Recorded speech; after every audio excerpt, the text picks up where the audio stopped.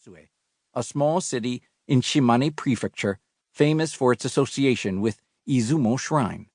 There he married a woman named Koizumi Setsu, 1868 to 1932. The couple subsequently lived in Kumamoto, where Hearn taught English for 3 years, moved to Kobe, where he worked briefly as a journalist again, and finally ended up in Tokyo, where he took a prestigious position as an English literature professor at Tokyo Imperial University and then at Waseda University. In 1896, while in Kobe, Hearn became a Japanese citizen, once more changing his name, this time to Koizumi Yakumo. The family name Koizumi came from his wife. Yakumo, meaning 8 clouds or many clouds, is a lyrical allusion to the Izumo region and the opening line of the earliest known Japanese poem. Even while working as an English teacher and literature professor, Hearn continued to write prolifically. By 1904, the year he died of heart failure, he had published 11 books on Japan, mostly collections of essays, musings, translations, and retellings of Japanese folk tales and legends, an oeuvre that is, as one biographer puts it, among the best ever written on that country, and is of continuing relevance. Hearn was perhaps most comfortable as an essayist, often writing in first person, but from a hard-to-place perspective, reflecting his own complex identity. His essays on Japan eloquently refract his ambiguous position as a mystified but curious foreign resident, and simultaneously a knowledgeable insider, a naturalized Japanese citizen with intimate insight into the culture. His writings exoticize and orientalize this distant country, even as they make it approachable and consumable for a Western readership.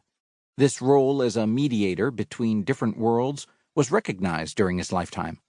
Mr. Hearn has ceased to look upon Japanese habit, thought, or fancy merely from the outside, explains a 1900 review of In Ghostly Japan.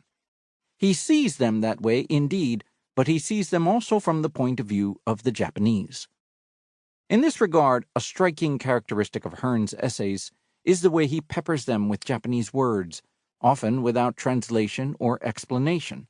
He seems to have valued language not only for its semantic content, explicit translatable meanings, but also for the opacity of foreign words and their phatic powers as mysterious ciphers on the page.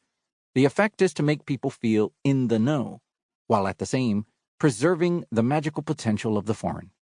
Moreover, this peculiarly Hearnian interlingualism, as literary scholar David Lurie calls it, may reflect the fact that Hearn never actually mastered written or spoken Japanese, but worked with interpreters and assistants and famously communicated with his wife in a private hybrid of Japanese and English.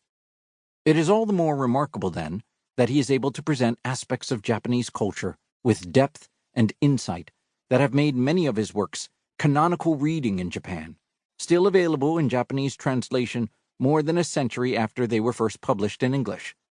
The topics he took on were eclectic: Buddhism, proverbs, incense, insects, everything from ants to crickets to silkworms to mosquitoes, frogs, poetry, religion, festivals, and literature. He had a profound interest in folklore and the supernatural, and his works not only explore beliefs about monsters and spirits, but also include translations, or rather, reworkings into his own lucid English prose, of legends and literary ghost stories. Perhaps his most famous book, parts of which were made into a stunning 1965 movie directed by Kobayashi Masaki, is Kwaidan, 1904, which recounts a number of spooky tales.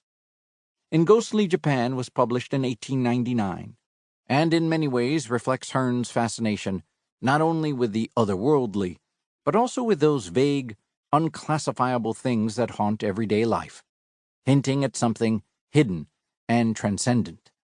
To be sure, he does recount ghost stories here. Furisode, for example, tells of a woman's long-sleeved robe that torments its wearers with the memory and desires of the woman who first wore it. A passional karma translates the story of the peony lantern, or botan doro, one of the most famous of all Japanese ghosts.